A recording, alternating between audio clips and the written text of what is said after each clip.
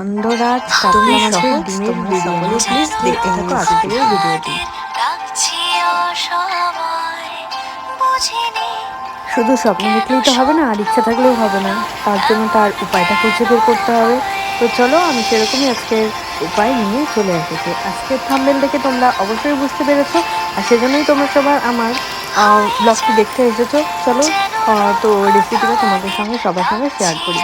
তো আজকের এই রেসিপিটা একদমই স্পেশাল, একদমই ইউনিক, একদমই সবচেয়ে আলাদা। তো আমি প্রথম এই রেসিপিটা ট্রাই করলাম। ভিডিওটা সবাই বেশি বেশি করে দেখো এবং লাইক করো, আর সবাই যারা এখনও সাবস্ক্রাইব করনি চ্যানেলটি, প্লিজ সবাই সাবস্ক্রাইব করে দাও। নমস্কার বন্ধুরা, north Bengal with Puja YouTube চ্যানেলের সেকেন্ড ব্লগ ভিডিওতে আপনাদের সবাইকে অনেক স্বাগত। তো সকালে উঠে প্রথমে ব্রাশ টাশ করে ফ্রেশ ট্রেশ হয়ে ঘর বাড়ি বিছানা সব কিছু একদম পরিষ্কার করে ঘর দোয়ার গোছা করে রেসিপিটা হঠাৎ করেই আমার মাথায় আইডিয়া এলো যে এখন তো বর্ষাকাল চলছে, আর আমাদের ডুয়ার্স নর্থ বেঙ্গলে খুব সুন্দর এখন মাঝে মানে প্রত্যেক দিনই বলতে গেলে বৃষ্টি হচ্ছে।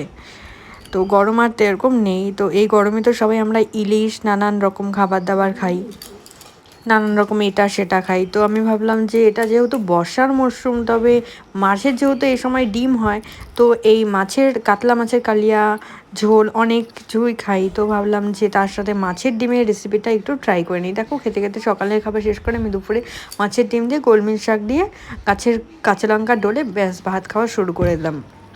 খুবই টেস্টি ছিল। কাতলা মাছের ডিম দিয়ে আমি এই রেসিপিটা করেছি, তোমরা সম্পূর্ণ ভিডিওটি দেখতে থাকো। তো প্রথমেই আমি বাড়িতে বিরিয়ানি মশলা আমার শেষ হয়ে গেছে, সেই জন্য আমার গোটা যেগুলো বিরিয়ানি মশলা আনা ছিল সেগুলি আমি কড়াইতে সম্বাদ দিয়ে ভালো করে, তো সেগুলি আমি মানে গুঁড়ো করে নিই। তারপর তার পাশাপাশি এখানে কড়াইতে হলুদ লবণ দিয়ে আমি আলুটা 4 টুকরো আলু ফ্রাই করে নিচ্ছি। আর আমি এখানে গোটা বাসমতি চাল ইউজ করেছি হলো 2 কৌটো, ব্যাস 4 জন খাবো তাই 2 কৌটো দিয়েছি। এদিকে একটা প্লেটের মধ্যে গরম মশলা বাটা, পেঁয়াজ, আদা, 1 কোয়া রসুন দিয়েছি, আমি বেশি দিইনি। মা বললো যে মাছের ডিম যেহেতু রসুন দিস না, রসুন ছাড়াই কর, তবু আমি 1 কোয়া দিয়েছি, জাস্ট 1 কোয়া, আর কিছু নয়। এদিকে টক দই কিনে নিয়ে এসেছি। টক দইটা 25 টাকা নিয়েছে। তো দোকানে বললাম যে অন্য দোকানগুলিতে 20 টাকা করে নেয়, তোমরা কেন 25 টাকা বলছে? এটা একদম আলাদা। সত্যি আমি সকালে নিয়ে এসেছিলাম, তো রাতে আমি বিরিয়ানিটা করি, তো ফাটেনি। তো এইভাবেই দেখো বিরিয়ানির সব কিছু দিয়ে আমি মশলাটা কষাচ্ছি। এর মধ্যে জিরে বাটা, আদা বাটা, লঙ্কা বাটা, শুকনো লঙ্কা বাটা সব কিছু দিয়ে, পেঁয়াজ বাটা সব কিছু দিয়ে আমি মশলাটা ভালো করে কষিয়ে নিচ্ছি। এর থেকে আস্তে আস্তে করে তেল ছাড়ছে। সাথে আমি একটু এখানে সানরাইজের মিট মশলাও ইউজ করেছি। আর এই তেজপাতা সম্বারে রয়েছে। আর এখানে আমি কোনো মানে ঘি ইউজ করি না। আজকের এই রান্নাটা একদমই আমি ঘি ছাড়া করেছি, আর তেল একদম সামান্য অল্পই দিয়েছি। তো এরপর আমি টক দইটা দিয়ে এখানে বেশ করে ফেটিয়ে নেব। আর ইউটিউব করা আমার অনেক দিনেরই ইচ্ছা, অনেক দিন থেকে আমি করব ট্রাই করছি, কিন্তু আমি একদমই করে উঠতে পারছি না। তো পারছি না নানান রকম কারণ, নানান কিছু সমস্যার সম্মুখীন হয়ে। তো এবার আমি ফাইনালি ভাবলাম যে না, এত 2 বছর থেকে আমি ঘুরছি, করব এই চ্যানেলে করব নর্থ বেঙ্গলের মেয়ে আমি, নর্থ বেঙ্গল, তাই আমি রেখেছি নর্থ বেঙ্গল উইথ পূজা। আমার নাম পূজা, তাই আমি রেখেছি নর্থ বেঙ্গল উইথ পূজা। তো ফ্রেন্ডস, তো দেখতেই পাচ্ছ তোমরা, আমি ভালো করে এটাকে ফেটিয়ে নিচ্ছি। ফেটিয়ে নিতে নিতে একটু কিছু কথা বলে নেব তোমাদের সাথে। তো কথা হলো এটাই যে বিরিয়ানিতে আমি একটু হালকা গরম জল এখানে ইউজ করছি। ঠান্ডা জল ইউজ করলে ওটার টেস্টটা একটু নষ্ট হয়ে যায়, এটা সত্যি একদমই। তাই একটু যে কোনো কিছুই রান্না করো না কেন, যদি জল অ্যাড করতে লাগে তাহলে সেটাকে একটু উষ্ণ ফুটিয়ে নাও, তাহলে রান্নার স্বাদ দেখবে একদম আলাদা হয়ে যাবে। আর কালারের জন্য আমি আজ এখানে টমেটোটা পাইনি বাজারে, তো না হলে এখানে আমি একটু টমেটো বাটা ইউজ করতাম। তো নর্মালি আমার কালারটা ভালোই হয়েছে। আর এখানে আমি কেওড়ার জলও ইউজ করি না, আমি শুধু মিঠা আতর দিয়ে রান্নাটা করছি। তো স্টার কী থাকে সব কিছুই, যেটা বেটে নিয়েছিলাম সেটা গুঁড়োটা এখানে দিয়ে আবার ভালো করে নাড়াচাড়া করতে থাকি। চিনিও দিইনি এখানে। আমার এই সপ্তাহে তোমরা বিভিন্ন রকমের বিরিয়ানি রেসিপি দেখতে পারবে, সেজন্য চ্যানেলটি সাবস্ক্রাইব করে রাখো। নোটিফিকেশন যাওয়ার সাথে সাথেই তোমরা ক্লিক করে আমার ভিডিওটা দেখতে পারবে। তো দেখো, মাছের ডিমগুলিকে তুলে অলরেডি আগে থেকেই ভেজে রাখা হয়েছিল, তো সেগুলিকে এখন দিয়ে দিচ্ছি। এরপরে আমি এখানে আলু 4 টুকরো আলুটা অ্যাড করে দেবো। সত্যি আলুটা আমি হালকা ভেজেছি, মানে কাঁচা আলুটা ধুয়ে হলুদ লবণ মেখে হালকা ভেজেছি জাস্ট।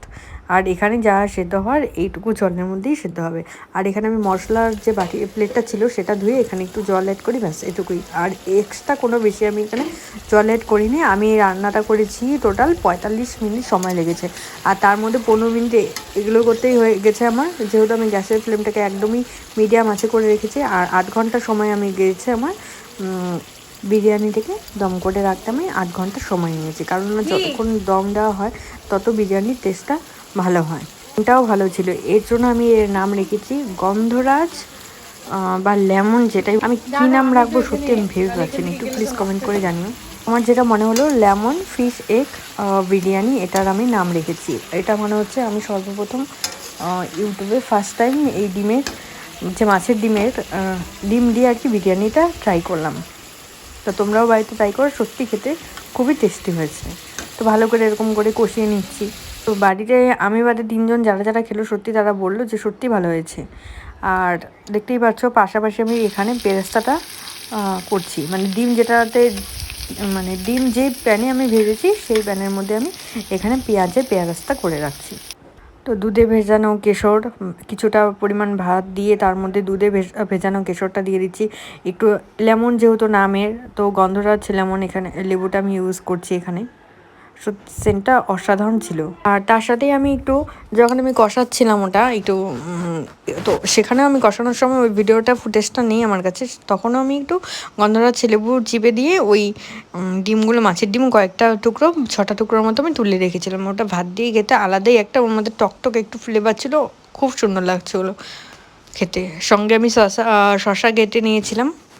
তো দেখো মিঠা আতর দিয়ে দিচ্ছি, সত্যি মিঠা আতরের এর মানে বিরিয়ানির যে আসল ফ্লেভার, বিরিয়ানির যে আসল গন্ধ সত্যি এর মধ্যেই থাকে, মানে এই আতরের মধ্যেই থাকে। এই আতর যতটা দেওয়া যায় যেমনভাবে খুব বেশি দিলে আবার কেমন একটা মুখে ধরে, তো বেশি একটা খাওয়া যায় না। দেখো পেরেস্তাগুলো আমি ছড়িয়ে দিচ্ছি, কালো হয়েছে এই কারণে আমি মাছের ডিমের কড়াইতে ভেজেছি। বেকার এত বাসন লাগিয়ে কী করবো, এটা দিয়ে ভালো করে থালাটা দিয়ে আমি চাপা দিয়ে রাখছি। গ্যাসটা মুছিনি, পরে মুছে খাওয়া দাওয়ার পর একদম মুছলাম। মানে এরকম বিরিয়ানি কোনো দিন রান্না করিনি, তো বাড়িতে সবাইকে বললাম খাবে, বাড়ির সবাই বললো, মা বাবা হাজব্যান্ড সবাই বললো যে হ্যাঁ খাবো। তার মধ্যে আমার কাছে কাতলা মাছ ভাজা ছিল, সেগুলো আমি এখানে অ্যাড করে দিয়েছি। তো কাতলা মাছ আর কাতলা মাছের সাথে বিরিয়ানি, ডিমের বিরিয়ানি, গন্ধরাজ, তার মধ্যে গন্ধরাজ কাতলা মাছের ডিমের বিরিয়ানি। তো এই রেসিপিটা সত্যি একদম অসাধারণ খেতে, বাড়িতে সবাই একবার হলেও ট্রাই করে দেখো।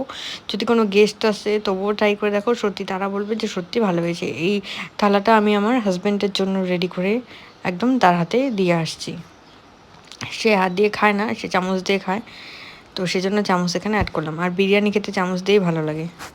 বন্ধুরা তোমরা আমার 1000 সাবস্ক্রাইব হও, তারপরে আমি আমার ফেস নিয়ে সামনে এসে তোমাদের সঙ্গে সুন্দর সুন্দর ব্লগ, সুন্দর সুন্দর রান্নার রেসিপি অতি অবশ্যই শেয়ার করব।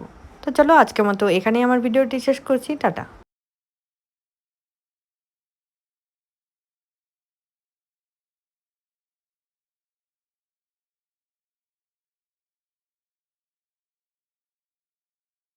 তো তোমরা প্লিজ বন্ধুরা আমাকে সাপোর্ট করো, আমার পাশে থাকো। সেজন্য আমাকে সাপোর্ট করার জন্য তোমরা প্লিজ আমাকে 1200টার মতো আমার হয়েছে,